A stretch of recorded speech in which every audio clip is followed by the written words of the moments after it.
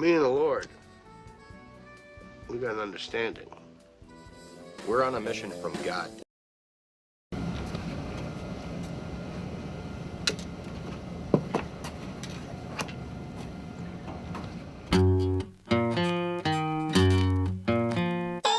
They say I need some Rogaine to put in my hair. Work it out at the gym to fit my underwear. Oakley makes the shades to transform a tool. You'd hate for the kids to think that you lost your cool. I'ma do the things that I wanna do. I ain't got a thing to prove to you. I'll eat my candy with a fork and beans. Excuse my manners if I make a scene. I ain't gonna wear the clothes that you like. I'm fine and dandy with a mirror inside. One look in the mirror and I'll take a peek. I don't give a hoot about what you think. Everyone likes to dance to a happy song with a catchy chorus and beat, so they can.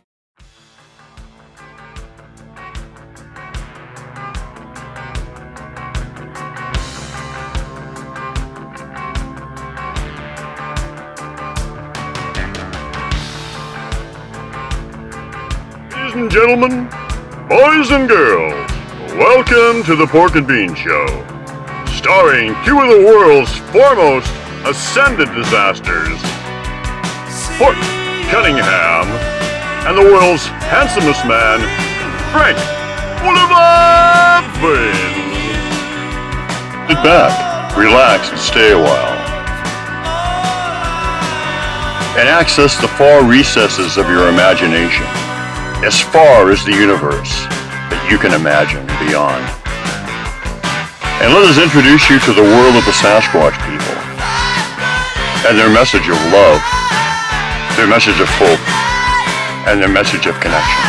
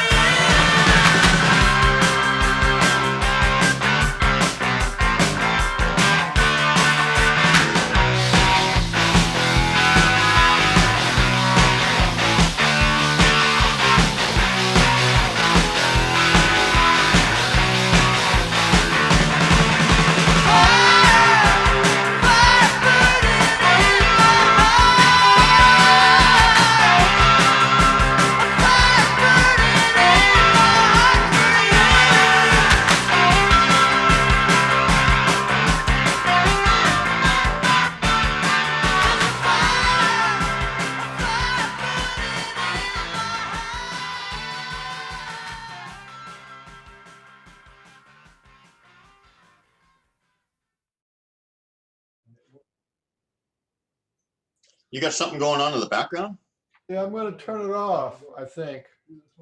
What are you listening to? An envelope of love? I'm listening to the envelope of love. I'm going to make up a song. It's the envelope of love. It'll hit you in your heart. It's the envelope of love, love, love, love. You can never Wraps apart. around the world Let's to face it. every boy and girl.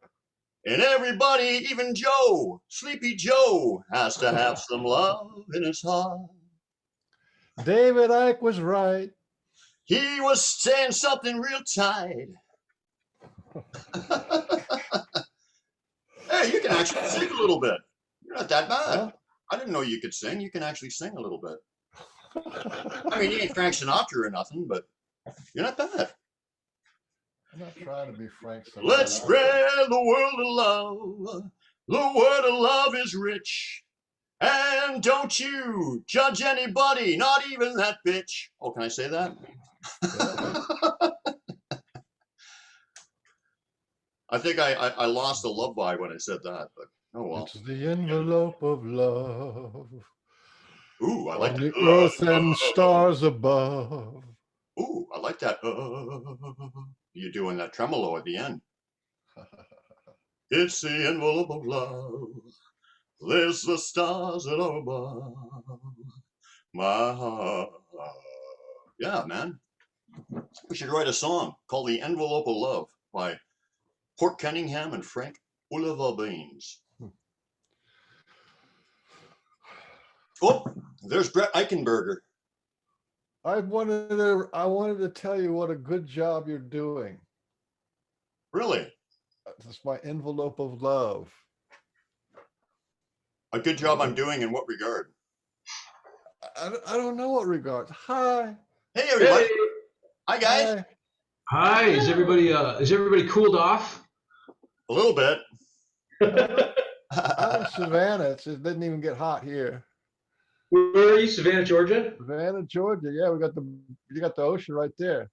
Oh yeah, that's not bad. It's Yeah. a beautiful town. Yeah. Our theme song for tonight is The Envelope of Love. Of course, it's not written yet, but Well, we're writing in a song called The The Envelope. Envelope of Love. I like In the it. Sky house above. right I like above, and your heart will open wide. Anyway, it'll come together. Oh, wait a minute. I forgot to send Toby the link. Oh. Do that. So he's not able to make it, apparently. So Oh, he's not. No, so it's just We us. just heard from him. We just yeah. heard from him. He had something come up at the last minute. Okay. He got trapped in the envelope of love. Yeah, that's it. Signed, sealed, and delivered. So maybe we can do another show with we call him Tobe, but like some people call him Toby, other people call him Tobe, and we call him Tobe. We've always just known him as Tobe. He for some scares me reason. because I think he's smarter than I am. I don't think anybody's Yeah. smarter than you, except for maybe me. Oh, listen, at some point we got to start this thing. Yeah, I know, but we're 8 minutes early, so we may as well just get to know each other a bit. So how are you guys doing? Oh. That's true. We're doing great. And so just like I said earlier, we have a hard out at 2:30 because we've got to be someplace at 3. So I'm Okay. sorry it's so short, but we can do What another time is it longer on one in your the future. side? What time is it on your side? It's 12:52. Yeah, so you got Oh, 90 minutes. yeah, that's good. That's good. Yeah, we got 90 minutes. Listen, I want you to coach Brian on how to make short, concise videos and not these epic 3-hour, events. Well, when you're passionate about something, it's hard to not talk about it. Time flies when you're having fun. Exactly. We understand. No, so you're going to support his 3-hour, time slot.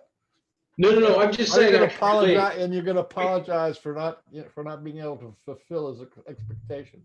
We I can think relate. addiction myself. You just have to think it's sound bites. Like that's what we've started to learn how to do through media, being on live television and that kind of a thing. So, you just think it's sound bites, but it's You tough. mean like the sports guy? Oh, we had a hard guy. It was a hard fight out there, but we did our best. That's like a soundbite, right? Something like that. Yeah, exactly. Yep. Those are sound bites. So Yeah. I thought we'd start with how you guys became interested. I mean, don't answer now because we're on. Yeah. But how you became Don't question interested? him now. Don't question him now. How you became interested in Sasquatch? How your the documentary started happening. Is this I your want you first to answer the Sasquatch? question: is what are the similarities between Jesus Christ and Sasquatch? That ought to sell your movie. Okay. Right out the gate, that's the first one we're gonna tackle. Yeah. That Was that it? could get us in trouble. Oh, cool. No. Not really. Oh, okay. You know, Hey, they're both cool dudes. Let's just leave it at that. You got that right. Both cool dudes. Yeah, they're both cool dudes. Yeah. yeah, well, you know, Absolutely. when people would see Christ, they would drop what they're doing and then they would go follow him. And the same thing happens with Sasquatch. So I thought there must be some kind of similarity there. You know, I actually think there is, and Ron Moorhead talks about that in Quantum Bigfoot. And it seems to me like I mean, when we're talking about other dimensions and everything else, I think that what is happening with beings in other dimensions, which I believe, you know, Jesus, heaven, wherever it was he came from, I think that they have some of the same qualities, you know, some of the same. I don't want to sound superhero like, but some of the same powers, some of the same tricks up their sleeve, if you will. You know, I think so. I think as soon as Yeah. you get into the a little bit of woo woo, it's like that's kind of like the universal stuff that the world is made out of. Yeah, it's true. I think that, you know, I mean, through our experiences and learning and stuff like that, it's kind of sort of demystifying religions, all religions. You know, and we've got a guy, a fellow in our film who's Muslim. He was born and raised Muslim, and his fascination with Bigfoot came from reading the Quran.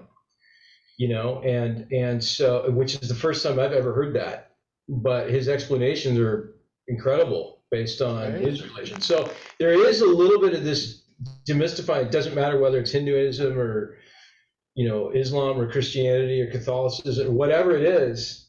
You know, there's definitely some elements here that all There's kind a of, common thread. yeah, there's common threads. There's things that tie, you know, the things that people have seen. And still, Brian's not recording this, so just to let I you am know, recording all this it. good golden, Yes. this golden wisdom, you know, out of the masters, it's just going to be faded into, you know, oblivion. Excuse me, I am recording it, and it will be part of the YouTube version. I got extra footage in the YouTube version to try to fool people to look at it, right?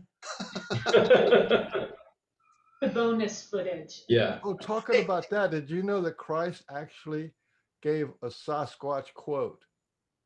Did he really? He actually did. I swear to God. I am what I am, and Yeah, that's all that I am. I'm sorry, I didn't get it. Huh? I am what I am, and that's all that I am. Popeye said that too. Oh yeah. Is that the quote? No, it was it had to do with Hanuman. You know who Hanuman is, right? Monkey God, yeah. The monkey god of India. He is the god, the monkey god, right? He's the god of devotion to God. So there's more people who are devoted to Hanuman, which was a Sasquatch, than there are living in the United States and Canada. Anyway, the story was that you know, Hanuman was helping out Lord Ram, and this is in the Ramayana, which is one of the top things in India. And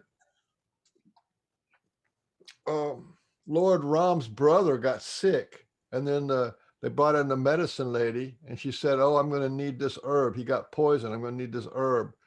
And it was like this herb, and she told Hanuman to go get this little herb, and and it was on this specific mountain. He had to go to the specific mountain, a certain place. Anyway, when Hanuman ran up there, you know, to go get it, he forgot what herb it was that he was supposed to get. So what Hanuman does, this Sasquatch type creature, is he picks up the whole mountain and he brings it back to Lord Ram. Yeah, you see, you know what I'm going with this, right? So that, you know, and then the lady gets the little herb, the little whatever it is, the mustard herbs or something, and gives it to Lord Ram's brother, and he's saved. But anyway, that was 7,000 years ago. So at the time of Christ, this was already 5,000 years old, and there was a particular story that everybody knew. I mean, it's kind of like, you know, it's a great story. And that when Christ said, if you have faith of a mustard seed, you can say to the mountain, come, and it will come. So that's a little bit of trivia there for you. Wow. We're going to go live in 1 minute, but did you know that Sue had I don't know if, I can't remember if it was one of those dreams, like one of those Sasquatch real dreams, or it was a vision, but I she feel had alive that. now. I don't know about you. I feel alive. She had that Humaman came to her in a vision, the monkey god. Wow. Didn't she tell you about that? That's a big deal. No, I'd like to hear I'll that have to ask her story. about that again, get all the details. Anyway, I'm going to go live now. Call her up and have her on the show. We'll do a Hanuman show. Hit my wife on. She'll come on every other show except my own. Anyway, I'm going to go live now. So we're just going to introduce the show, guys. Okay. Okay. And then we'll get you in right away. I mean, yeah, stay there. I am so beautiful to me. Can't you see? I'm everything I ask for. I'm everything I need. We are recording, but not live. Meeting is now streaming live on Facebook. Hey, everybody. I am Port Cunningham, and I'm here with my distinguished, honorable co-host, the world's handsomest man, Frank Oliver Beans. This is the Pork and Beans Show, and welcome, everyone. And hey, we're really excited because we've got some special guests and new friends of mine on the show, and I'm sure new friends of Mr. Beans as well. And Brett Eichenberger and Jill Remensnyder. Love you guys. And I'm really Remensnyder. But that's okay. I'm really happy I said the names right. Yeah.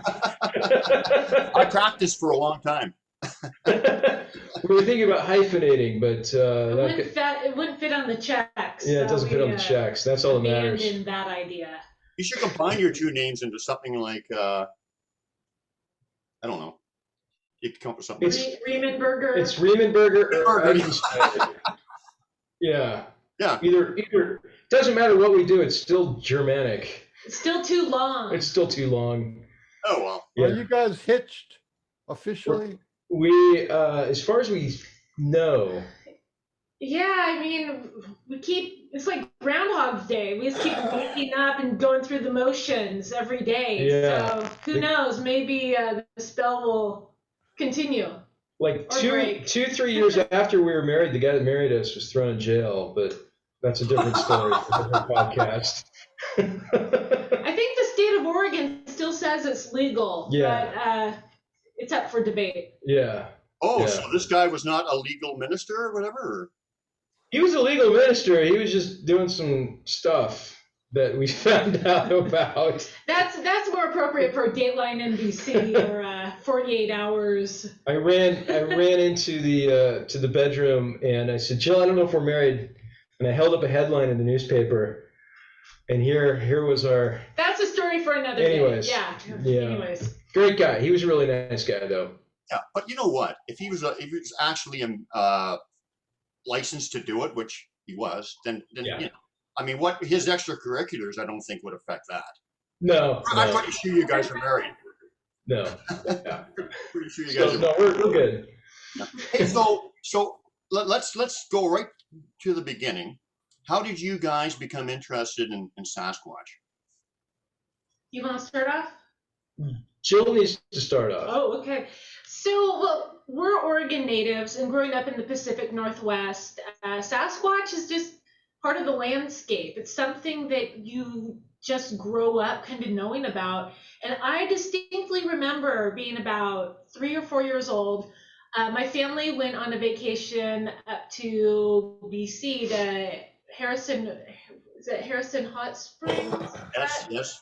Harrison Hot Springs. And I remember I remember the hotel, I remember the lake, and I remember that's when my parents first told me, oh, you gotta look out for Sasquatch. I'm like, what's that? And there'd be signs and little statues and stuff. And I just remember that vacation is so ingrained in me. And ever since then, it's just always been, experienced until this past year. Yeah, same here. I mean, born and raised in Portland, and going back as far as I remember, I'd go fishing with my dad, and he'd tease me about seeing Bigfoot or Bigfoot being out there, and so it was a way of life, and again, I never ever thought that it wasn't real. Of course, there was some healthy skepticism at certain points, but I've been interested in the paranormal since I can remember, since probably my first viewing of Star Wars when I was 2 or 3 years old. And then in 1982, when I was in the second grade, I saw E.T. and thought, that's it. I want to make movies. I want to be just like Spielberg. And so that whole fascination with all things paranormal, if you will, began in earnest. And I've just been interested ever since. And so when Jill and I first met, we that was one of the things that we had in common, and thought, you know what, this is a good match. So that's how it started. And this is a documentary that we've been wanting to make for a long time. This is a passion project. Yeah, it's it a really passion is. project in so many different ways. And we didn't really know how deep and wide the rabbit hole was when we first started doing it. This initially started off as being like a pandemic project, because we're just surrounded by incredible wilderness. We're in one of the top 5 hot spots in North America for Bigfoot, for Sasquatch. We're less than 70 miles away. I don't know what that translates into kilometers, but 70 miles away from really incredible hotspot near Mount Hood, the Mount Hood National Forest. So we thought, you know what, we'd known some people. We had attended some conferences and stuff going all the way back to 2012. So we already knew some folks like Todd Neese. And we thought, we've got access to people. Let's talk to them. Let's get them on camera. Let's do this documentary. And that's how it began. That's how it started. Yeah. Yeah, I'm I'm not one-upping you, but I'm only 10 minutes away from my forest. So I'm in there like 3 times a week, interacting with them every day, pretty much. Yeah. Yeah. Well, and we're starting to find out too, Brian, that we're maybe 45 minutes away from a cluster. There is so the Tillamook State Forest is to our west, and there's been many sightings there. In fact, we interviewed Peter Byrne, the legendary Peter Byrne, a few weeks ago, and he was telling us about a sighting called the 7-Man sighting that took place in the Tillamook State Forest probably about 30 miles as the crow flies from where we're sitting right now. And it was 7 loggers on the job. In broad daylight, looked over, and a Sasquatch was coming down the road, oblivious to these guys. And work stopped completely. They turned around. They just watched it walk down the road right in the middle of the daylight. So Peter's been investigating that case. So we've got some other people we've interviewed in the documentary who have had 7 or 8 sightings, actual sightings, on top of many other experiences, including, he woke up in the middle of the night to feel a hand underneath his head, kind of feeling around, and that's cool. Stole some, Sasquatch stole his eggs when he was camping. Stole his what? Yeah. Stole his eggs? Stole his eggs, yeah. Stole what, half a dozen? Well, yeah, what was the story with that? I can't remember the exact details. I don't want to screw it up. So, but he's seen the same guy, a few times. He's got a patch of silver or a patch of gray on his back. He's all black. Has the arm hair is really long, and it comes to it goes from black to red. But he's got a silver patch, and so he was coming like a thief in the night. Is that what you're saying? Yeah, a little bit, but his interactions with him have been more or less positive, with the exception of the first interaction, which was in the early 80s. 83 or 84. Yeah, and he didn't talk about that one for 20 some odd years. And they do phrenology. I did not know that. Yeah. So often they will test your mettle initially to see what your fear level is. Because they don't really want to interact with you in a real meaningful way if you have fear. Phrenology is finding the bumps on your head so you can figure out your personality from the bumps on your head. That's what phrenology. Let me ask you one thing. Do you feel, because with my wife and I, it's a definite, because they've told me through mind speak and just glyphs and all different kinds of ways that they brought us together, that they want us together because we have work to do for them. And that's very common in this with couples and people. Do you feel that that was the case with you guys? That you were that I don't know about them per se, but I believe the universe brought us together. Absolutely. I do believe, however, that our team has been brought together for this documentary. And the other folks that we're working with, and the people that we've been able to interview and interact with, and the opportunities that have been afforded to us, I have all been through choreography. The synchronicities have been just out of this world. And just to backtrack a little, when we first set out doing the documentary, it was actually, we were covering, it was kind of like an umbrella of paranormal, where it was SASQUATCH, but also ghosts and hauntings, and also UFO sightings and aliens. And that was the plan. It was all written out on paper how we were going to do this, but the universe had other ideas, and we just kept getting guided to the next person, and it just made more sense to focus on Bigfoot. And like Brett said, I mean, earlier we didn't know how far down the rabbit hole we were going to go, but it's like every interview would result in a new name, a new story, a new lead to pursue, and on and on and on. And here we are a year later, like what, a year and a week since we started? Yeah. You know, we thought we were going to be done in December, but this has grown into something bigger than we ever imagined. And we're telling the story they're telling us. You know, that's the way we feel, is that, you know, we're being given the pieces and we're putting together the jigsaw puzzle. And as a matter of fact, breaking news, we've decided, you know, about less than 48 hours ago, that this is so big, we have to split it into 2 films. Yeah. uh, And so we haven't announced that publicly yet, but you know, we feel like, because of the fact that there is, you know, obviously there's 2 different parties, you know, that are thinking that this is more of a terrestrial animal or a type of relic hominid, and then there's the other folks that believe the same, but that it has these woo qualities. We believe in all of it, and we want to put the data out there. We don't want to skew anything. We want to tell the truth. We want to tell the actual story. And so the first film is going to really establish the existence of Sasquatch, you know, through sightings, through emotional reports, evidence. Yeah. And then the second film, we're really going to get into you know, I'm sorry, let me backtrack. The first film is really going to cover the personality. And one of the things that we want to do is we really want to characterize who these beings are, and you know, from their senses of humor to all their other different types of behaviors and qualities.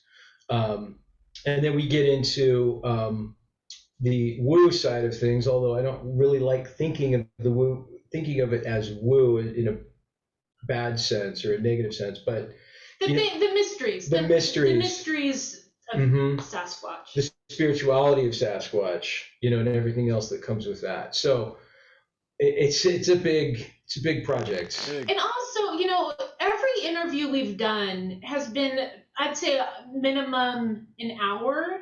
And each interview in its own right could be a standalone documentary. And to try to, and we have over 30 interviews? Over 30, counting.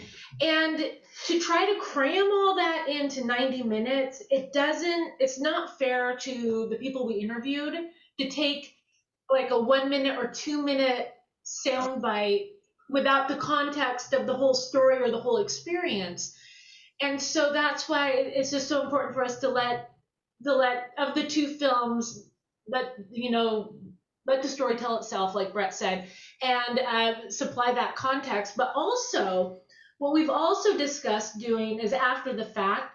I mean, there's so much information. It really is a resource for anyone who's doing this kind of research or just wants to learn more. We're going to make the interviews available.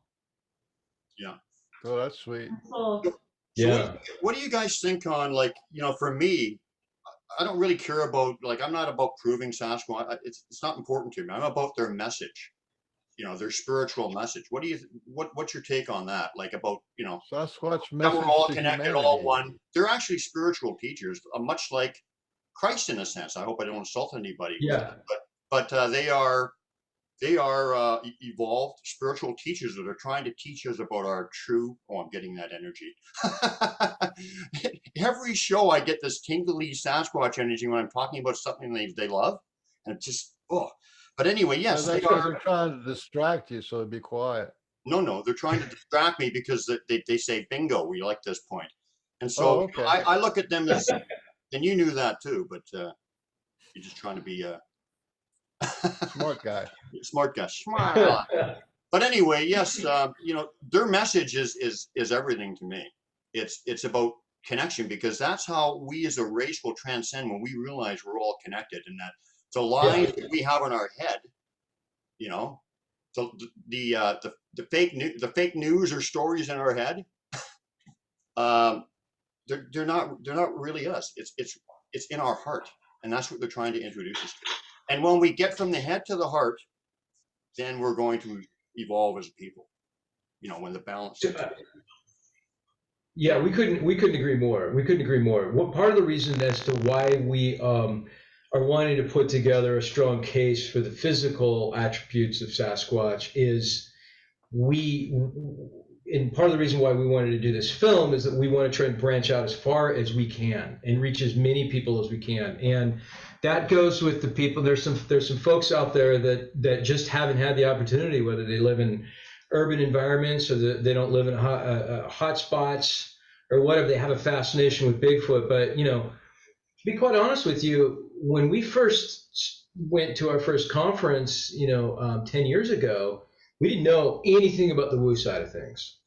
And some of that stuff was, shocking is not the right word, but it was surprising to us. And so we want to kind of take that same, make it a step towards, you know what I mean? So it's really kind of like I don't want to say 101 because I don't want to dumb it down, but it's really kind of an introductory thing for people, and we feel like, I think it was Tobe Johnson that said this, is that what's nice about having the two films is that we don't really have to answer to the critics. It's like we kind of give the folks that are just into the Bigfoot, and then the folks that are into both Bigfoot and his message and his spirituality, you can kind of just eat one course if you want to. But at the same time, we leave it open-ended. I mean, we're going to tease some of the mind speak and some of the things that people experience, but we're not going to go too far into the rabbit hole. We're going to end on a cliffhanger and introduce the second film.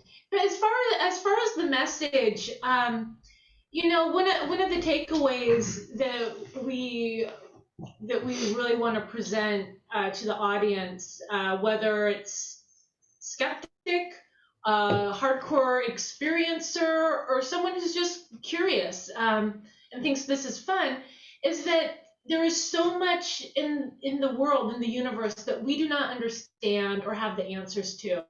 And if you can start there and say, I don't have all the answers, but if this can exist, what else is out there? I mean, the whole giant squid story, the fact that in the 1800s, gorillas were just a myth, these things didn't exist, but here we are.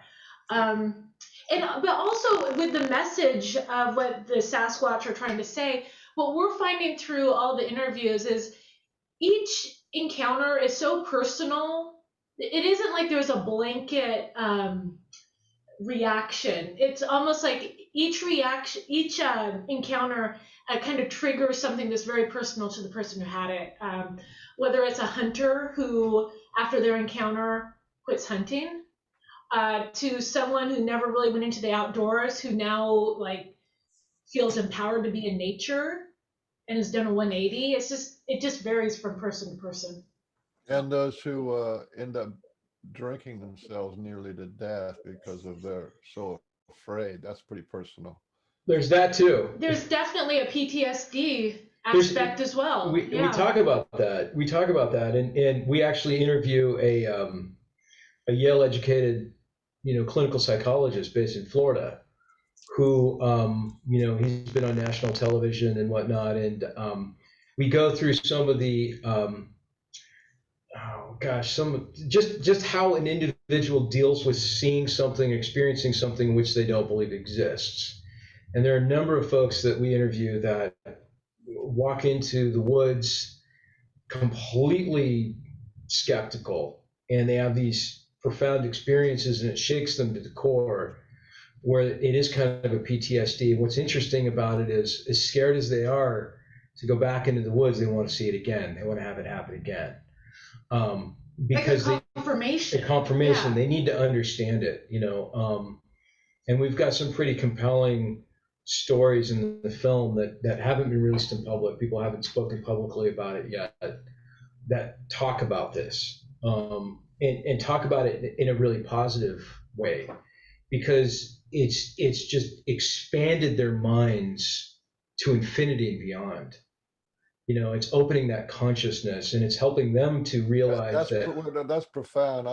Yeah. Keep talking. We'll skip past that. That the people are reporting that it expanded their minds to infinity beyond, because once you open the door, what's on the other side there is infinity.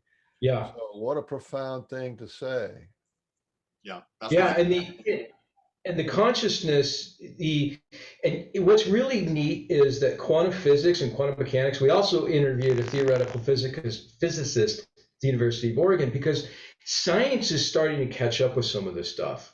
We're not all crazy folks out here that believe this stuff, that are feeling this stuff, you know, and there's these people out there in society that, and we don't really care because we know what we know, but there is that little bit of ridicule. Big deal. It's not going to change what we do and what we believe in. But the point is that quantum physics, quantum mechanics is saying, wait a minute, this stuff is real. This stuff is legitimate. You know, string theory, all of these different things, these multiverses, these interdimensional living beings. You know, science is showing that gravity and light can seep through different dimensions, so on and so forth. People used to say that UFOs were aliens, you know, traveling from outer space. That's changing. They're talking about UFOs coming from different dimensions and different times. And so many of the people that we've spoken to have experienced that, just like you guys have, on a SASQUATCH level. So we're equating this all together. It's all intertwined. You know, that different times and coming from a different time into our reality, whatever, it's kind of ties into the Sasquatch thing too, because I've had so many experiences of lost time. And really, and they've taught me a lot. They taught me early on a lot of powerful lessons about time. And so time is not 3D linear for them like it is with us.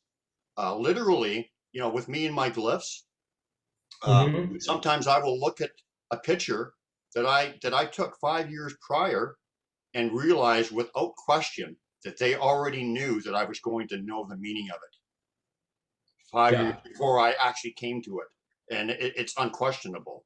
I've proven it to myself. So time is not like it is with us.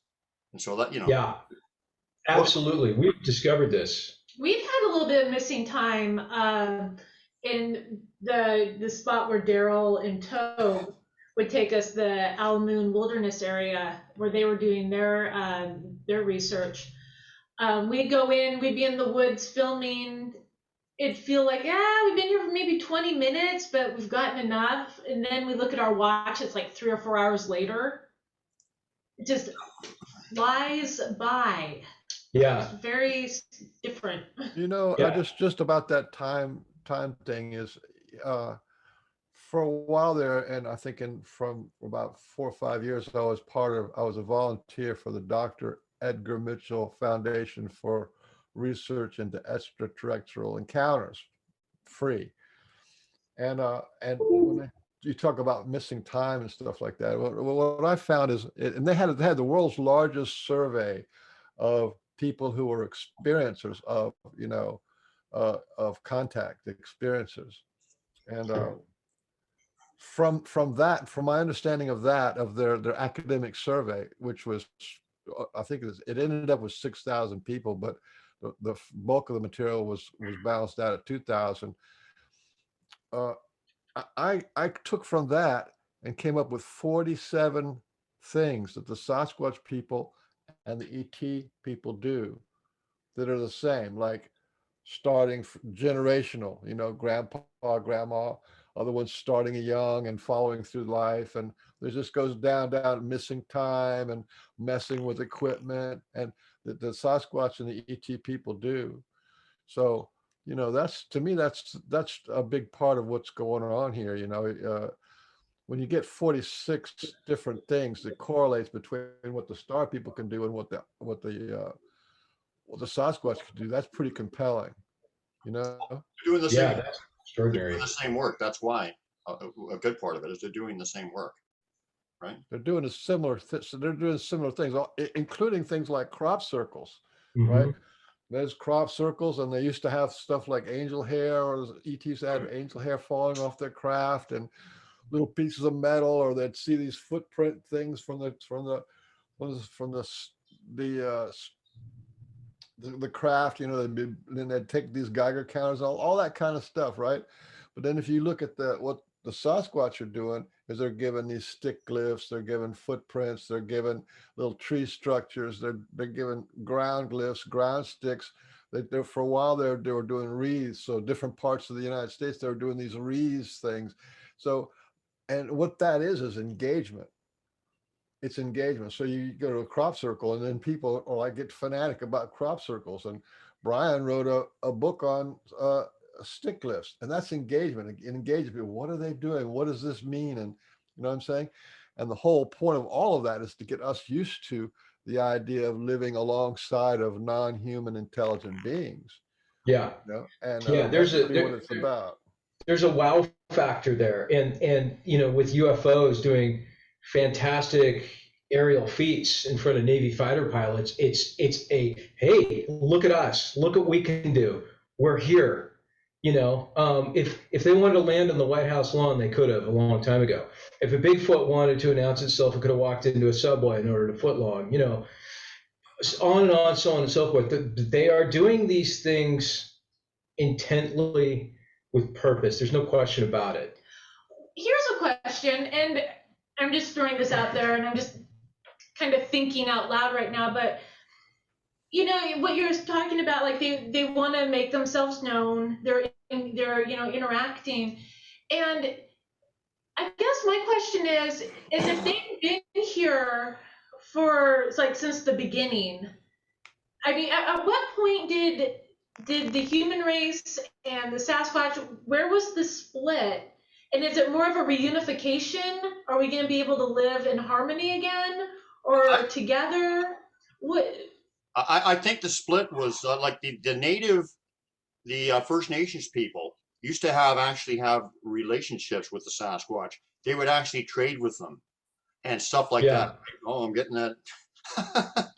Sorry about that, but tingly. But anyway, they would do all that stuff, right?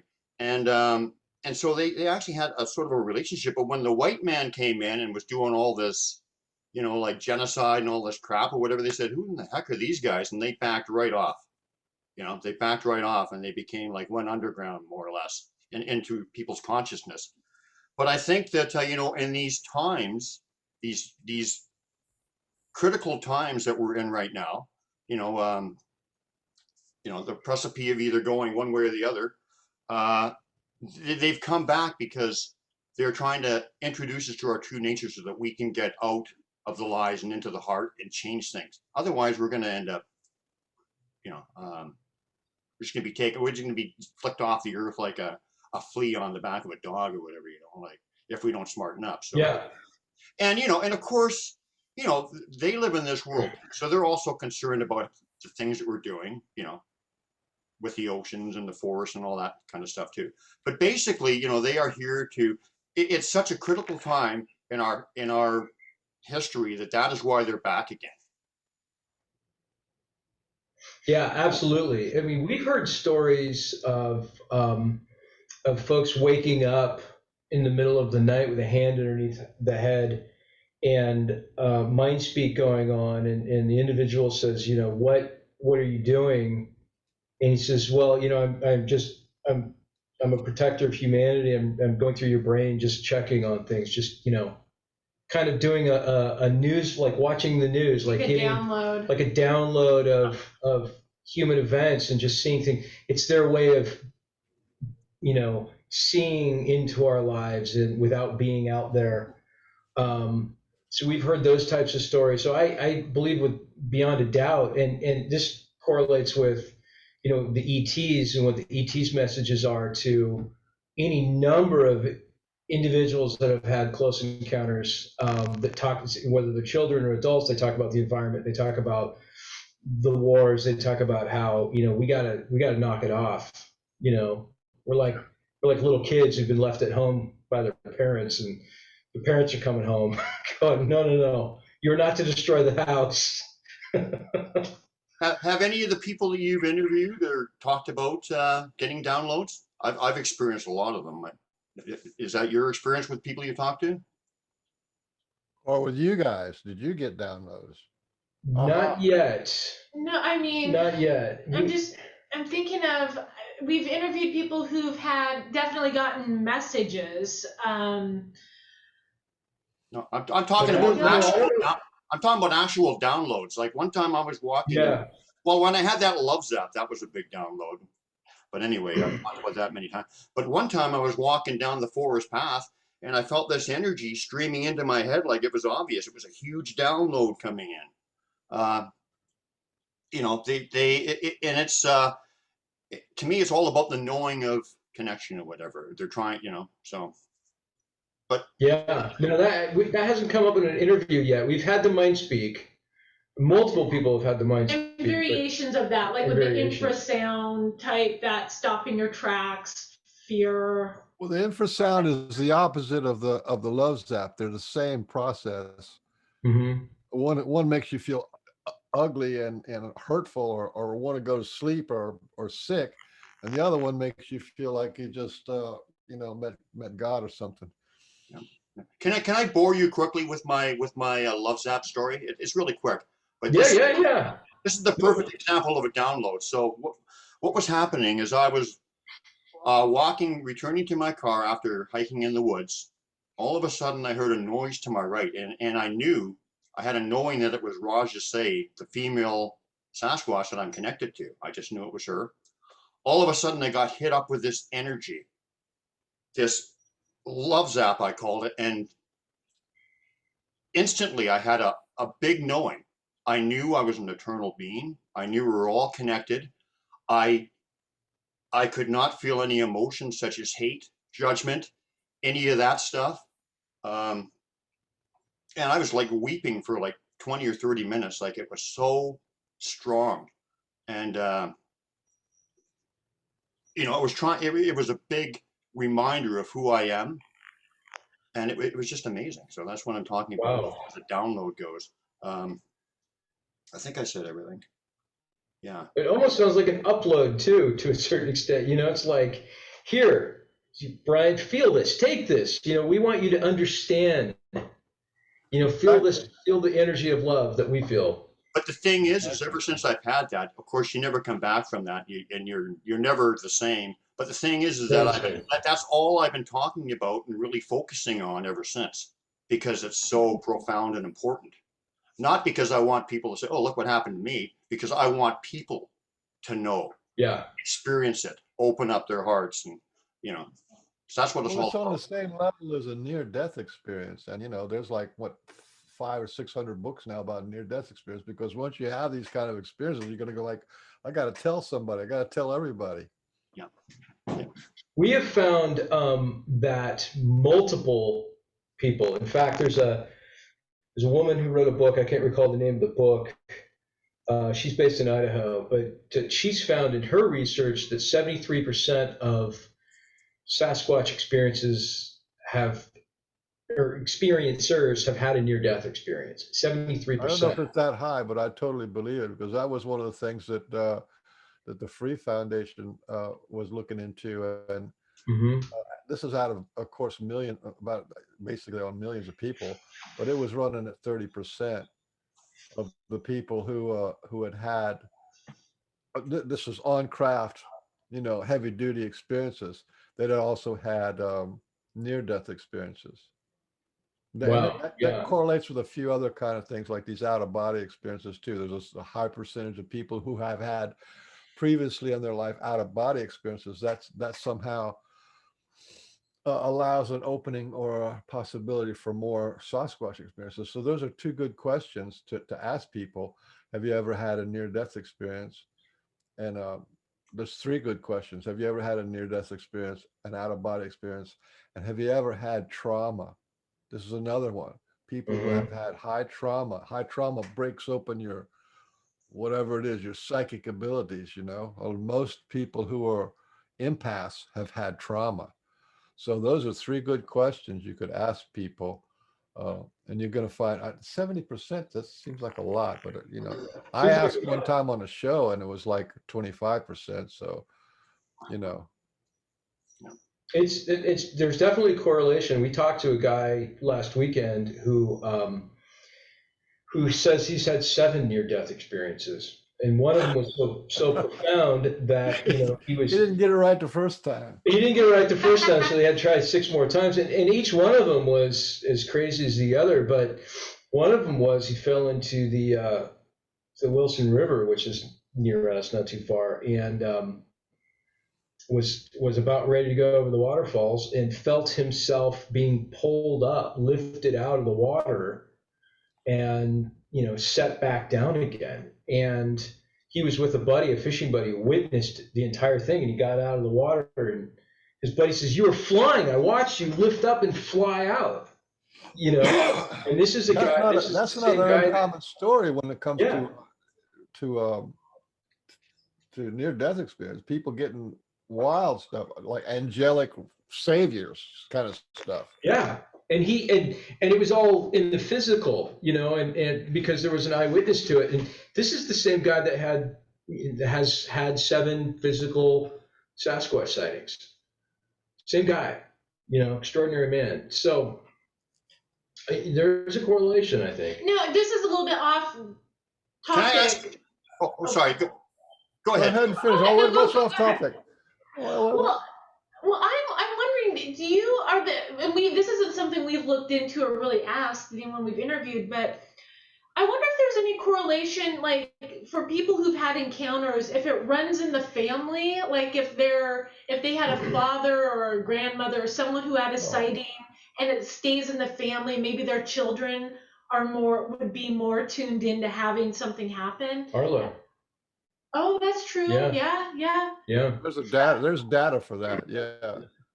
I think that's true. I mean, I don't know what the number is, but for the people who have or lifetime experiences, or like I saw them when I was 7, and then I forgot about it, and then I saw them again when I was 47. That's a real common story.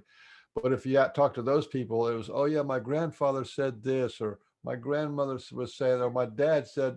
You know what I'm saying? So there was a connection there. So if you're looking for it, you're going to find it. Can I ask you, this guy who had 7 sightings, were they all in the physical? Yes. Because I've experienced them. Beans and I have talked about this many times. At least a dozen times I've seen them in probably a dozen different states, including orbs, partially cloaked, like the predator, watery kind of thing. I even had one, my RE, my clan leader.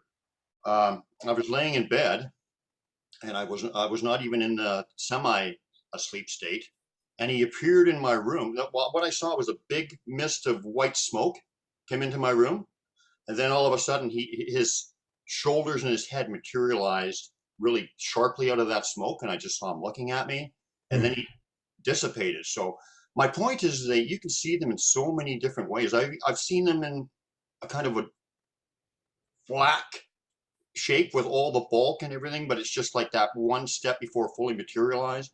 So many different ways that they can be seen, right? But this guy's were all physical. His were all physical. Yeah, his were all just, plain and clear as day. We talked to an individual. We interviewed her in the film. She's a psychic. And this is a fascinating story because she didn't really care either way. Never whether they gave existed. Never gave it any time of day. She just didn't give it any second thought. She was up in the woods doing some clearing, some spiritual clearing, and she looked over and there was one in the physical standing right there. and she began a relationship with this individual and his family, and a very peaceful. I would almost describe him as a gentlemanly father, a caring gentlemanly father. And we can talk a little bit more about those details. But she talks about how she has seen his children have chased her truck in the woods, and she's watched the child blink in and out of time and space. You know, like a computer Trying glitch. to keep up with Trying to keep up with the truck. You know, just having fun like a kid. And then another individual, Daryl Adams, that we interview, he doesn't go full detail on camera, but off camera he talks about how he saw the exact same thing. He saw it skip through time as he was just standing there looking at it. That's a great story. I know Daryl, but and I hope this does not sound like a criticism, but we have to say everything on. We can't be doing half measures. We have to say it as it is, right? Yeah. Oh, I don't think he was anything intentional. I think he just was talking, and then it was like an afterthought, and we had killed the camera. Oh, okay. Yeah. It was nothing like he wasn't trying to hold back. Yeah. No. Excellent. No, and as a matter of fact, as it's in the film, it's it makes sense. You know what I mean? He talks about it, but he doesn't go into the full detail. Yeah. Yeah. Yeah. Because I mean, some of the stories that I've shared, I mean, I'm just going to tell it as it is, and I'm sure Yeah. like I'm crazy, some people, but you know, half measures don't work for me, right? And I'm not saying that was. I understand what you're saying. Yeah. He doesn't, and Daryl doesn't hold back, you know. But this was just one of those things where we ended up hearing more of the story, and part of it was the first interview with him, and so he's just getting to know us. You know what I mean? That tends to sometimes happen. We like to build rapport with our interviewees. It's a technique that we've learned over the years that, you know, because a lot of times people just don't feel that comfort that they can share every detail. And so, you know, that's something that we have to work on, that's something that we do work on with folks. It's very important. It's very important for people to share every detail. Absolutely. And that's Robin McRae has stories about looking out her window and seeing one leg of a Sasquatch going across the yard, and another time, just the top of his head was looked like a hammock, just a little cap just floating across the her backyard. So Sasquatch was heading to Passover. Huh? Sasquatch was heading to Passover meal or something. They can do that. If they don't concentrate enough, then they'll leave one part of their body out of it or get only partially invisible. Here's another thing for you too. Ira Wolfnison, who we interviewed in the film, she watched one a couple of weeks ago walk into a tree. And we've heard this from many people that they will sometimes recharge in trees. Have you guys heard these? Yeah, Dr. Matt Johnson, you know him? Mm-hmm. Yeah, all of his Sasquatch live in trees. They actually say we live in trees, but I don't think that's all the Sasquatch, because other Sasquatch are doing other things. But yeah, I know that they have many reports of just, he went behind this tree and the tree was smaller than the Sasquatch and he just disappeared. How could he hide behind the tree? You know, you hear those stories, lots of those stories. Yeah. What do you think about, because this is a fact in my mind, Sasquatch you can have two people experience the same or experience something with Sasquatch or whatever, but they will hear it or see it differently. The Sasquatch can give you whatever interpretation of what you're saying that they want. And a perfect example, and I'm talking about, like, I've walked down with other people and like a huge loud bang goes on and I heard it and somebody else didn't hear it, and I'm a little bit hard of hearing, right? That kind of thing. And the visual thing is great, because one time I was walking down the forest path, I saw a Sasquatch. Well, actually, it was maybe 10 feet wide, the path. It was a big path, and 3/4 of the way across, I didn't see anything. Then a Sasquatch person materialized out of thin air, about 3/4 of the way across the path, and then walked up the mossy slope. You know, BC, we got the moss and all that stuff. and walked up the slope and disappeared. But my friend, I said, "Did you see that Sasquatch?" Because I was camping. We had a bunch of experiences those 3 days, and we were on our way back. And I said, "Did you see that Sasquatch?" He said, "You mean that little dog?" They had him see a dog, and I saw a Sasquatch. And the reason is because he was not ready to see them in their true form. I was at that point where they allowed me to, so they gave him a little dog, and I saw the Sasquatch. Have you heard anything like that before? Or that kind of? We've heard of shape shifting, but we haven't heard about that. But that Not makes yet. sense. And that's a theory that I've had. It's like they meet you where you are. They meet you like where you you're are. ready to Right. deal with it. Yeah. In the ET community, right? In the contact community, they call that screen memories. What that means is you could have 3 people in a room, or 3 people out in the field, and only one of them will see a craft, or 2 people will see, or one person will see an ET, and then the other person standing right next to him will see a 3-foot owl. Wow. And in other words, they mess with your mind, and they put in your mind a filter that you see what you want to see. So that's really actually common enough. Yeah. In the ET community. So in the Sasquatch, you hear the same thing. Yeah. And that's a sign. That's a different thing than like possessing a crow or possessing a dog or a bear, and then the bear, you interact with the Sasquatch through the bear, which is like, what do they call that when you enter into a bear and see out of its eyes? There's some kind of a name for that. Shape-shifting. Huh? Shape-shifting. It's not exactly shape-shifting, because I think it's like a type of remote viewing where the Sasquatch sees this animal and then can go enter into the animal and look out the animal's eyes, and also interact with the animal a certain amount. It's like a type of a possession, but it's not really a full body possession. It's more like a remote viewing or remote influencing. Interesting. I just read a story. Talk about that all the time. I think they can do both. And you know what? Once again, I've experienced some shape-shifting and seeing through there's no doubt. Just because of the circumstances that were happening. And quite often, with my experience, it's been ravens and owls in my area. Mm-hmm. But I've even had interaction with Sasquatch going on, where this was interesting. And this is talks of that. Sue, my wife, and I were at a little place by a river, and we had just put our blankets down on a nice little piece of little sandy area, and our blankets were maybe a couple inches apart. And we saw a raven looking at us from across the water. So we had just put our blankets down. All of a sudden, we looked down and we seen a friendship welcome X lying partially on my blanket. Okay, so that could not have just got there. It had to have been placed there after the blanket was there, right? You follow, right? Yeah. Okay, so the Sasquatch we're giving is a sign. And right after that, the raven flew directly over our head.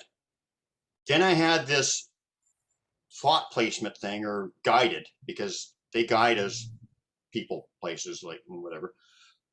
And I decided I have to go back to the fire, which was maybe 20 yards away from us. And right by our firewood, our big stack of firewood, was a raven feather, a gift feather, right? Mm-hmm. And what was interesting is we took some pictures of it. Sue took about 3 pictures of it, and I took about 2. Later on in the evening, Sue said, "Hey, let's look at these pictures." All 3 of her pictures were removed from the camera. Everything else was there, and mine were gone as well. So wow, that speaks of interaction with Sasquatch and raven. If that doesn't speak of that, then I don't know what does, right? So they definitely see through their eyes.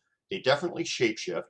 They definitely interact with each other, and it happens to me all the time. So it's not even in question.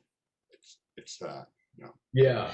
Do you think they use the shape-shifting, whether it be how they present themselves to others, like say as a dog or as a raven, to come into urban areas or to leave the forest to kind of see what's going on in the world? Or do you think that's just within their geographic location that they do that?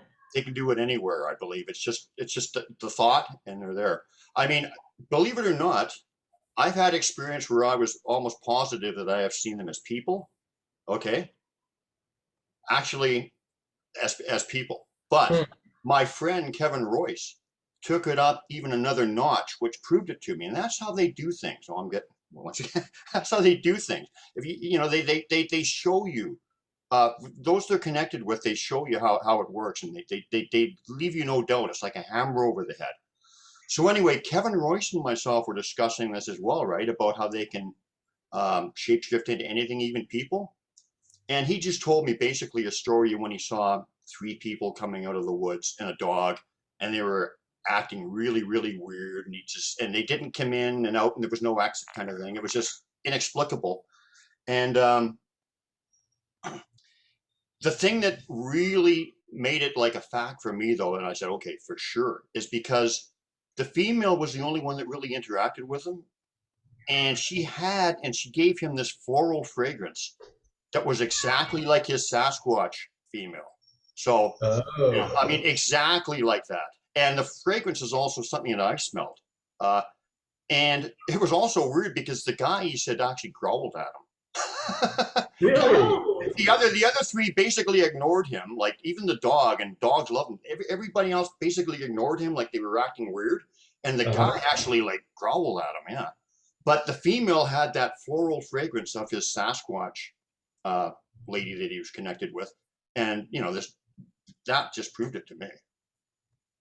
So yeah, Interesting. all of that stuff, yeah. I was just reading an article. There's a new book that just came out called Making Contact that I highly recommend. It's essays on from different folks in the community, the extraterrestrial community. There was a story in there about a man in Central America, Diego. I can't remember Diego's last name, but he's had multiple interactions with ETs, and he was brought into a cave that the Aztecs had used, and he was shown these golden like spheres. And when he picked up one of the spheres, all of a sudden he was able to see the thoughts of an eagle, and he could look over and he could see the wings of the eagle, and he could see the soaring and stuff, and he could feel what it felt like to be an eagle by holding this sphere. Wow. I thought, wow, that's really interesting. So there's a little bit of, again, some more of that overlap that we're talking about. I had never heard anything like that before. Yeah. Kevin Royce just said in the comments, he says, "Hey, you can't tell my stories. That's my job." Well, there you go. Well, there you go, you know, if he would come on the show once in a while, he could tell it. Yeah, there you go, Brian. And Ginger Britton says hello, guys, and Arla Collette, she says hello. Hi, Arla. Hey, Arla. I don't want to address the question that you asked about, can they do this cloaking business, or they do this shape shifting only in the woods. I don't go to the woods. I don't walk in the woods. Sasquatch came to me. I asked to be friends, and they came to me, and they come to me invisibly. But I mean, I've had interviewed people who've had them come and materialize in their house. But for me, I'm comfortable with it. You know how Sasquatch don't like having their picture taken. You know, you've heard of that, right? Yeah. They let me know early on that they prefer to interact with people invisibly.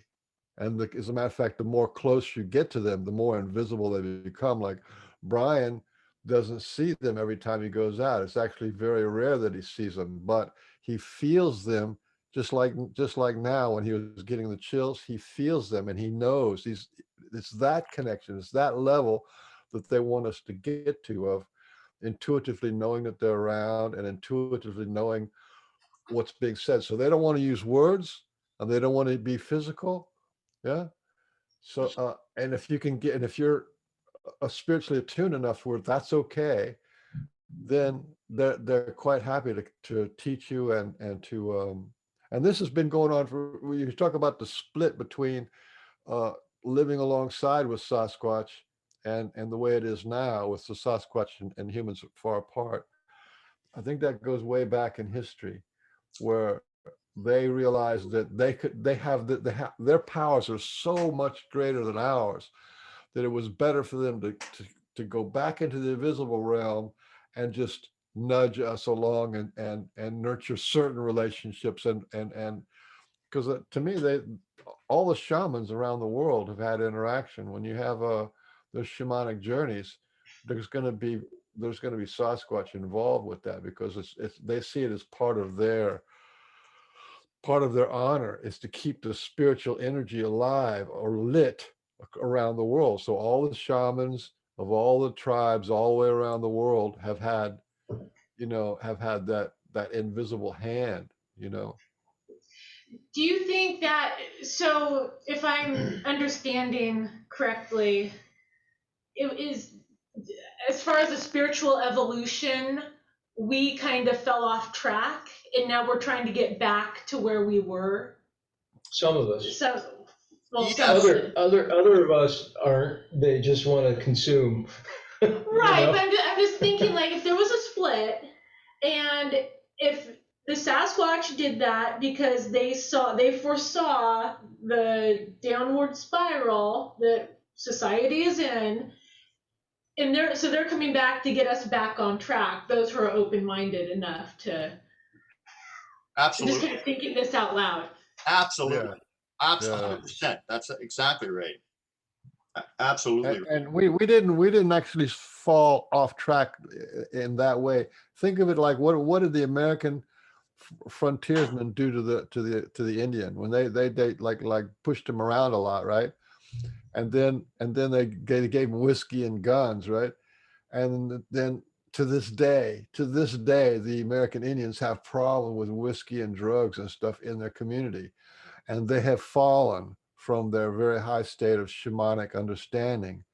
But way back in time, when we were hunters and gatherers and we lived alongside the Sasquatch people, the Green Man and the Dog Man, we lived alongside them, we knew them. Well, we got in sort of intoxicated by farming, and then these ET people came in, these lower lords came in with like buildings and cities and all that kind of stuff, and we got all intoxicated. We got intoxicated by housing and power structures and architecture and all that kind of stuff. We got into our minds and away from the roots, away from the woods. So basically we're just more corrupted, and Yeah, absolutely. So guys, since you've been doing this documentary and what have you found, because you talked about this a little bit before, but I just wanted you to maybe expand on it a little bit. So you feel that you feel like you're being connected to the people you're supposed to talk to? Do you feel like connections are going on all the time? Absolutely. I feel like everyone that we've crossed paths with, they've been put in our path. Right. And from those people, the names that have come up and just we've been nudged along this entire way. Yeah, Arla's a great example of somebody who came into our path. And we went up to interview a wonderful woman by the name of Marcia Moore, who lives in Bellingham, and she's an anthropological artist, and she does a lot of work with the head binding The elongated natives skulls. and the elongated Yeah. skulls and whatnot. She's just fascinating. And so Marcia introduced us to Arla. We hadn't heard of Arla to this point in our documentary. And so long story short, we were able to make it happen. And what was really interesting was we had a window of opportunity that just opened wide for us to go and visit her in the Midwest. And little did we know, we had no idea we were going to be traveling within that week.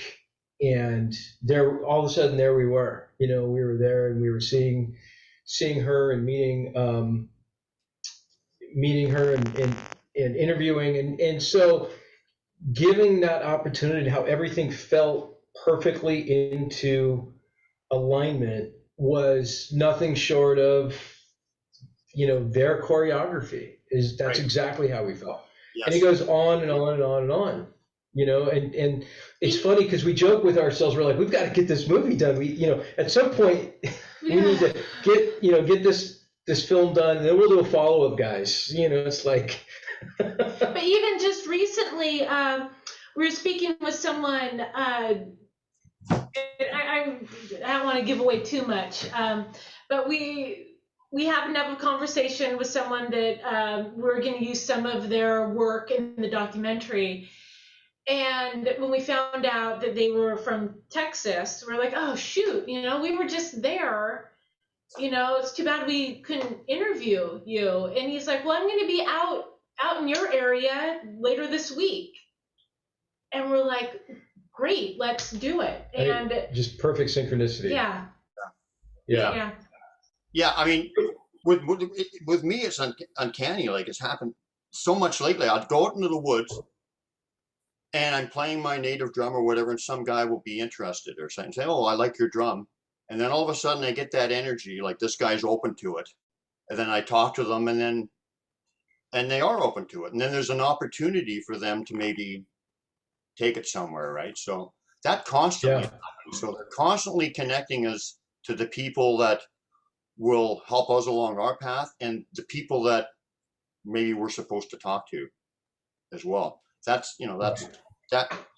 goes on all the time. That's a fact. I'm glad that that's your experience too.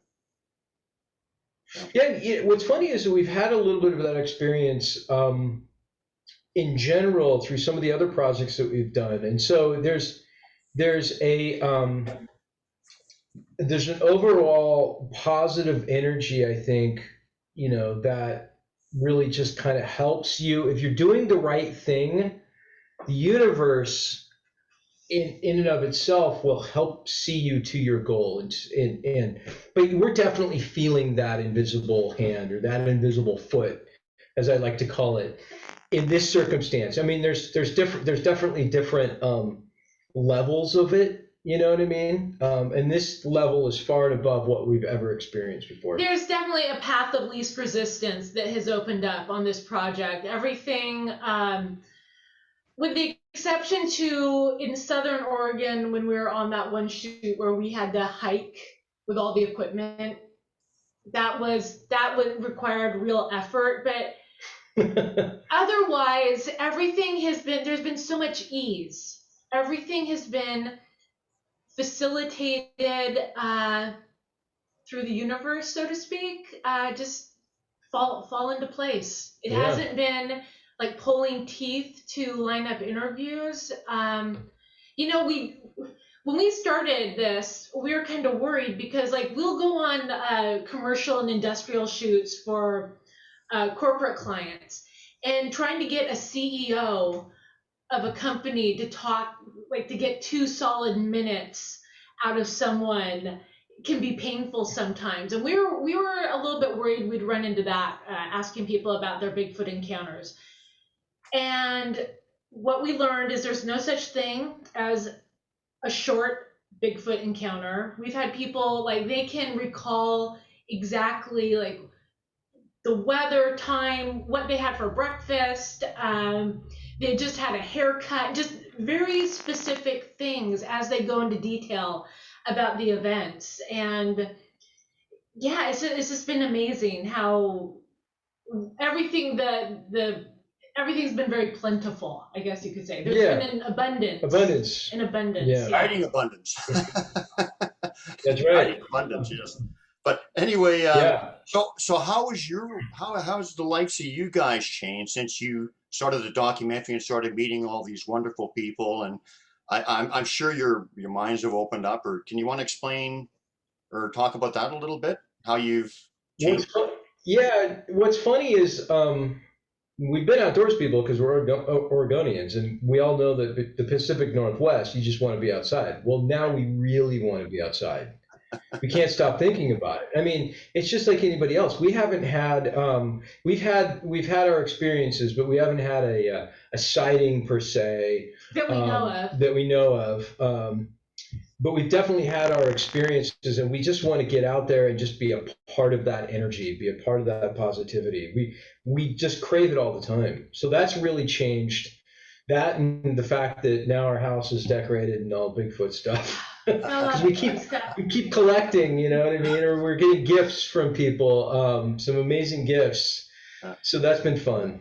I'd also say that it's been a lot of validation and confirmation that we don't have all the answers, that there are a lot of mysteries and things we've yet to solve. There's a lot of unknowns, and that's okay. But for me personally, I don't know if I'd say it's a confidence, but it's or an assurance, but there's a bit of a fearfulness that's been lost. And I don't know, that sounds weird to say. I'm not afraid of things anymore, but there's, I don't want to say I've been empowered. That sounds over the Comfort top, level? but Comfort level? my comfort level has definitely expanded. And I don't know. I feel more aware. I'm a lot more aware of what's going on around me. Yeah. It's almost like we're radios with fresh batteries. You know what I mean? Like we're tuning in to the frequencies, and has been extended. Or the antenna's been extended. Yeah, I mean, we definitely feel like we're that much more connected to the universe and to the world and to nature and, you know, and to people. It's been very profound. I think that if you get into this and you have any kind of an open mind, that's inevitable. Yeah, myself. Yeah, and that's one of the main points of the film is, we want folks out there that are on the fence or they haven't had any sort of experience or whatnot. We want to come out and say, look, you know, Bigfoot is not something, you know, to sell stickers to put on your car or whatever. And we need to embrace who it is, what Sasquatch is, but at the same time, it's have an open mind about things. You know, if nothing else, get out there. You might have an experience, but if you don't have an experience that relates to Sasquatch, you're going to have an experience with nature. You know, everything that is living is giving off a frequency of positivity. It's why you feel good. There's science that backs up the fact that you will feel good if you're in the woods, if you go for a hike, if you go up into the mountains, if you go to the beach. You know, it's get off your phone. We are not, and human beings are of this earth, and that is the message. That is one of the many messages that we're trying to impart in this film. That looks like a used phone. That's my phone. You know what I do with it? I make phone calls and I answer phone calls.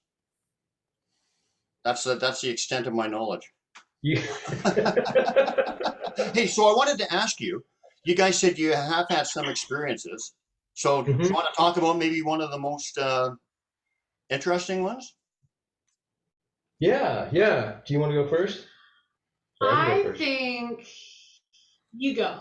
You go ahead. So I think one of the most interesting experiences was during an interview with Tara, who is a psychic that we were talking about earlier. Mike Ferry and I were setting up the camera and setting up, you know, we put up a bunch of stuff. We have all kinds of gear. And we were setting up in the Owl Moon Wilderness, which is where a lot of our experiences have occurred. And every single time we've gone down there, it's been a very positive vibe. This time was a little different. It was late in the evening and it was overcast. And it wasn't that we were getting a malevolent feeling, if you will, but there was just a definite kind of presence or thickness or energy in the air, and none of us were fearful. We can tune into it.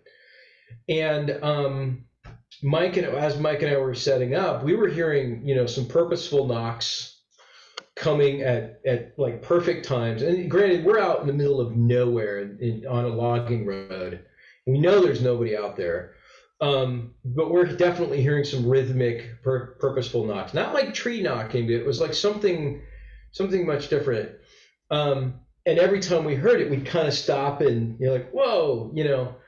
But during the interview, we heard a, you know, I was monitoring sound with headphones on, and I heard a low, kind of almost like guttural, you know, and having listened to Ron Moorhead's sounds and stuff like that, I was like, okay, this is not any animal that I know of, you know. And then I was also thinking that maybe this was because the microphone was pointed down towards Tara. I was thinking maybe it was her stomach grumbling, because that's kind of how it sounded. And then she stops and she goes, "You guys heard that? Did you hear that? Did you get that on camera?" What was interesting about the setup was there was a friend of Tara's that was behind the camera, and we were talking about how the Sasquatch communicate. And then we heard this. So that will be in the film. Right. And that was really interesting. We all kind of sat there and giggled for about 90 seconds. You know, all the hair stood up on our heads, and we're like, well, there they are. What I take out of that is, I wonder how Sasquatch communicate, and instantly you got that sound, right? That's very key. Yeah. Coincidentally, during that same interview, she was talking about spirit and how when spirit comes to her to communicate, or when their presence is known, she's talking about how they appear as, they come in as white lights. And it was about that same time that, did you stop rolling or you quit rolling because you were afraid the camera was malfunctioning because little pixel, like white, you described it. We were getting little tiny spritz, I guess, of white light. Right on cue. Yeah. Right on camera. And I don't know. Yeah. You know, another interesting thing that happened, and this kind of came up earlier in the podcast, talking about how different people will perceive things. Mike, Brett, and I pulled up to the spot in the woods that we'd been filming at, and Brett, you were like getting gear out or something, and I could hear something down the way, probably maybe 200 yards or so, and it sounded, so I knew that there had been reference to like a creek or a river nearby, and I could hear what sounded like a upright, like a bipedal, like a person, like splashing through a creek, like if you were walking through like a, you know, maybe a foot or two of water and splashing and kicking around.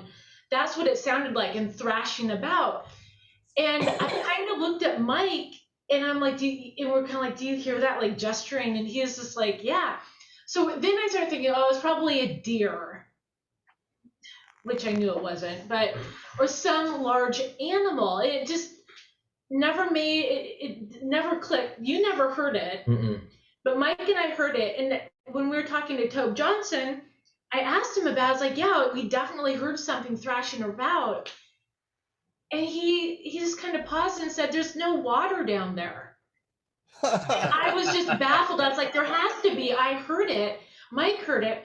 And then, like, on subsequent trips, we went down and kind of investigated the area that I was certain there had to have been a stream or creek that's at least 2 to 3 feet deep. It just had to be there in my mind from everything I heard. Nothing at all. That's a common thing. No, it is very common, because for instance, my wife has heard them digging in gravel and construction, whatever, right outside her tent and stuff. And went outside and there's nothing there.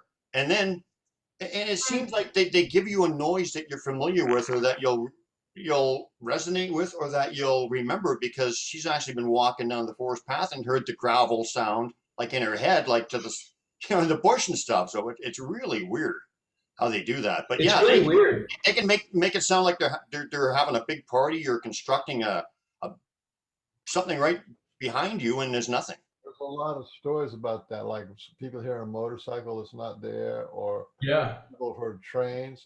Somebody was talking about how they were walking along. I thought it was Brian, where they heard an avalanche, and there was, in the springtime, there was no snow. Right. You hear this horrible avalanche, And that goes back to this thing about screen memory, where they actually Mhm. implant the whole something from their memory into your memory. So, and you're hearing it in real time. Yep. Pretty amazing stuff. It's incredible. I mean, we interviewed an individual who talks about how, I don't know if he was in the room or not. I think it was just his parents, but they heard what sounded like a huge tree crash through the middle of their house.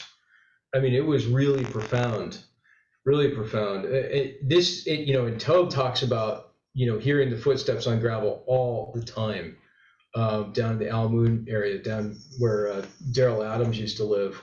They would have that happen on, a very regular basis. And And then Rod Moorhead talks about the same exact thing. It sounded like they'd be inside their camp in the Sierras, and they would hear all this destruction outside, and they'd walk outside and nothing would be touched. I Yeah. also remember something that was interesting. And again, it was, you were flying your drone. This was when we were down southern Oregon coast. You're flying your drone, and Mike and I are standing there, and I don't even know, like, it's one of those situations where you start just trying to disqualify. You're going through the checklist, like, what's going on? I kept feeling something like little rocks hitting my back, and I kept turning around. I kept looking at Mike. I thought he was just kind of like messing with me, like, trying to get my attention.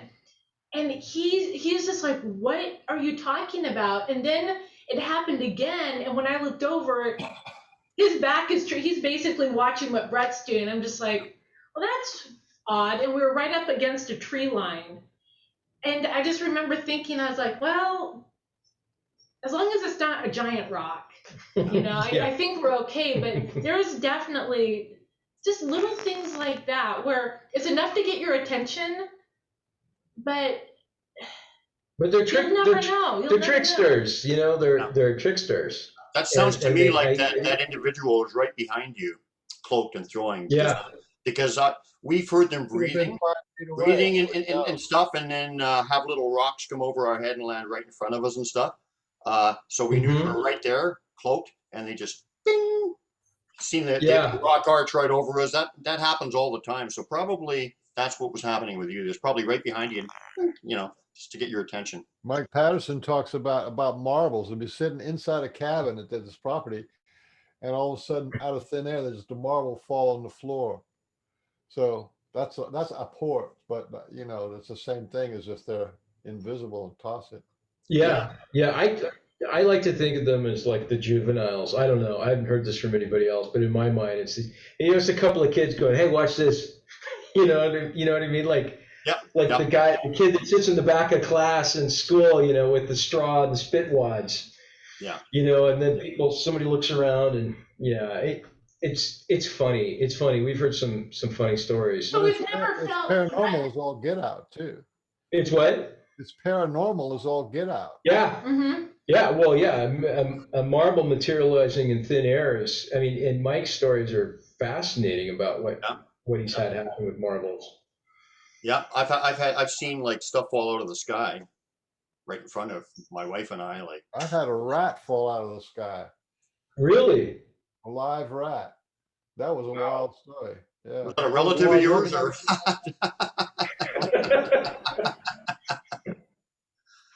Wow, really? How did that go, Mr. Beans? Let's see if I can remember.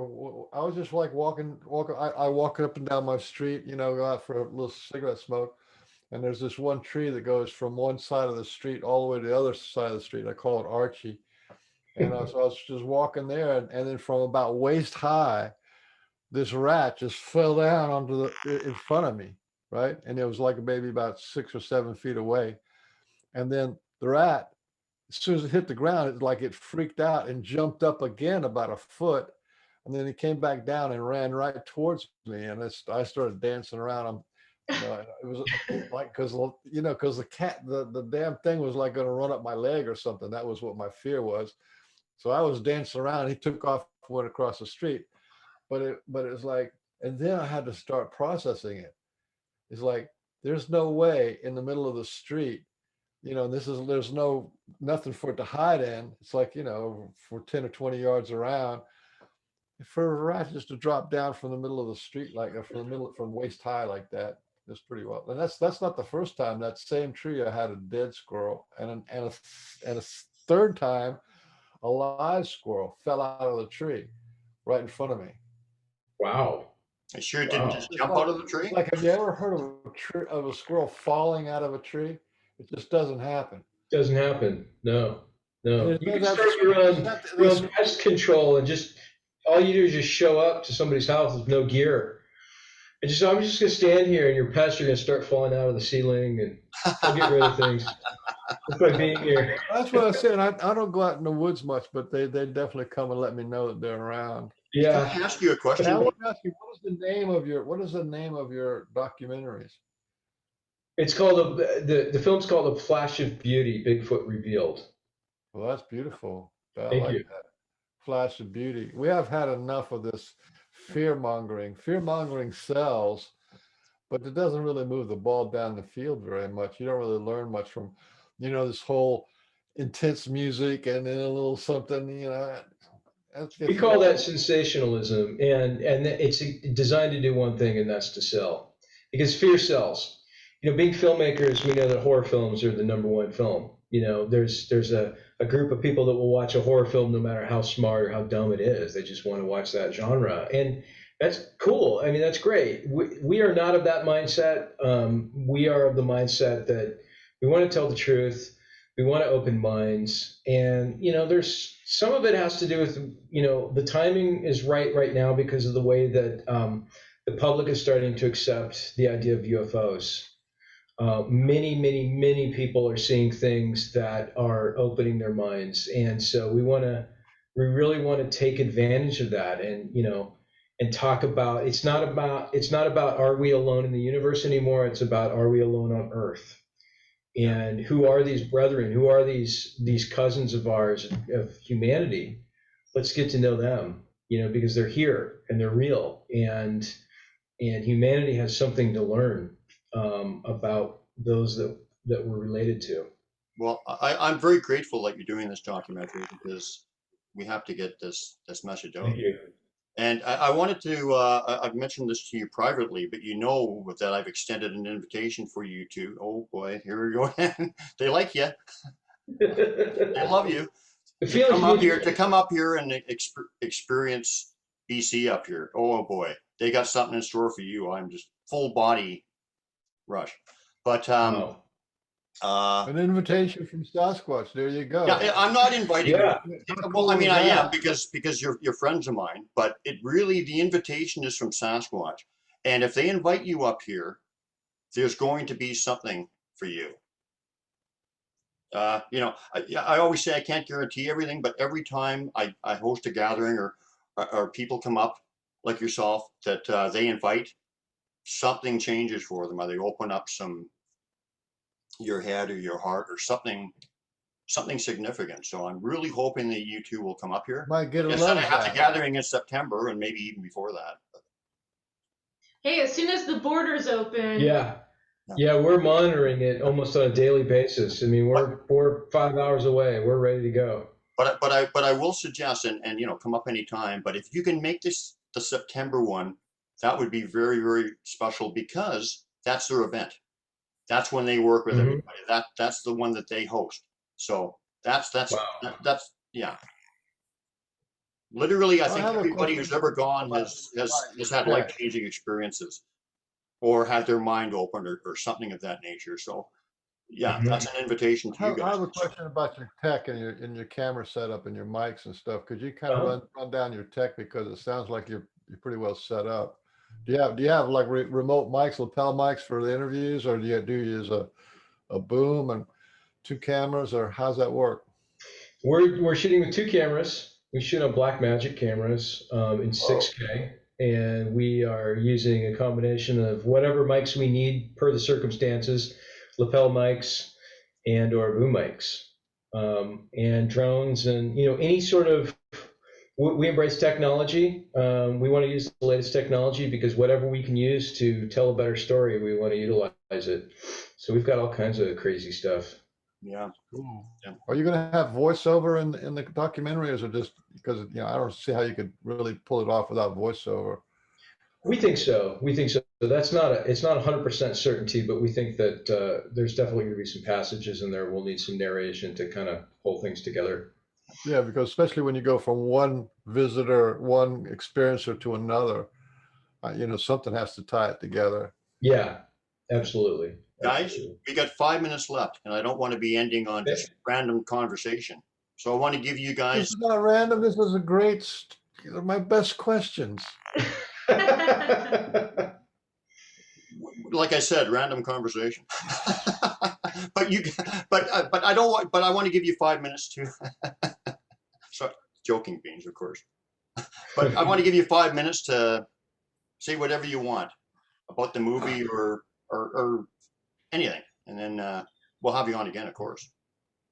Yeah. Well, I just want, well, thank you for having us first and foremost, but honestly, I will speak for you, Brett, because I think you'll agree. Like our entire crew, everyone that we've been working with on this project, we're just so grateful that of all the opportunities, the people we've met, the experiences we've had, and the doors it's opening to more experiences and more projects in the future. Yeah, and we're grateful for the past, we're grateful for the present, we're grateful for the future, because we know that there is an awesome, we're hopping down the yellow brick road, I guess, for lack of a better word or analogy. We really do. We feel like we're on the golden path, and it's an honor to be there. It's an honor to meet extraordinary individuals, both in the spiritual realm, in the Sasquatch realm, and the human realm. Well, thank you. You're welcome. You're welcome, Mr. Beans. We just want to encourage folks out there to open your mind. It's like that bumper sticker. It says, your mind is like a parachute. It doesn't work unless it's open. It's one of my favorite sayings. And it's true. And it's true. And I really, truly believe that if you don't go through life without an open mind, then you're really doing yourself a disservice, because there's so many wondrous things to experience in this world. Aside from Sasquatch and anything else, I mean, we will live in a world, in a universe of beauty and of awe and of wonder. And if anybody out there is saying that they're bored of anything, man, I tell you what, go out into the woods. It's going to change your mind. Go out into nature. There's nothing to be bored of. Ask not what Sasquatch can do for you. Ask what you can do for Sasquatch. That's right. If you do that, you're going to be in for a ride, because they appreciate, goodwill and good people. They love it. You're. I can guarantee you, and Brian will back me up, that you guys are on their radar and much loved, and we're going to be given a lot of energy. Hey man, I got like 4 or 5 big hits of energy this show, so you are very, very good friends of the Sasquatch for sure. Well, and what's great is that you're not only are you learning more about the universe and more about them as a people, you're also learning about yourself too. That's the cool thing. That's the whole thing. That's the entire man. Yeah. That's it. Yeah. So it's I'm learning about me. I'm learning about Jill. Jill's learning about me. So on and so forth. So you're just forming these incredible bonds. That's the cool part. Yeah, absolutely. So you guys tell us when you have to pull the plug, because we got 2 minutes. Okay. Yeah, we probably better skedaddle. Okay. But, anyway, like I said, I have offered you guys are going to come up and visit up here. We're going to have you on the show again. We'll we'll support you in your work. Thank you. And I'm really looking forward to maybe developing a friendship and getting to know you a little better, and to let the connections keep on going, man. So thank you so much. Thank you so much for gracing us with your presence. Thank you so much for your work, from my heart and from the Sasquatch's heart. And we'll see you again very soon. Okay, you're very, very welcome. You're very welcome. Thank you, guys. So on behalf of Frank Oliver Beans and Port Cunningham, this is the Pork and Beans Show. And thanks everybody for watching, all the fans, and thank you, Brett Eichenberger and Jill Remensnyder for coming today. And we love you a lot, and we'll see you soon. Take care, guys. You guys. Bye-bye. Bye.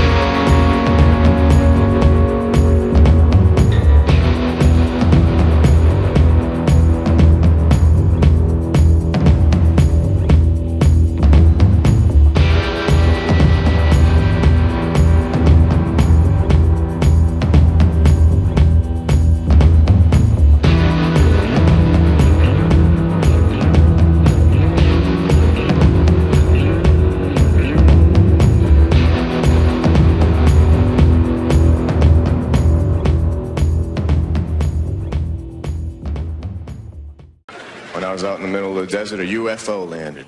3 1-inch tall guys get out. They walked over to me. I said, "Are you really 1 inch tall?" They said, "No, we're really very far away."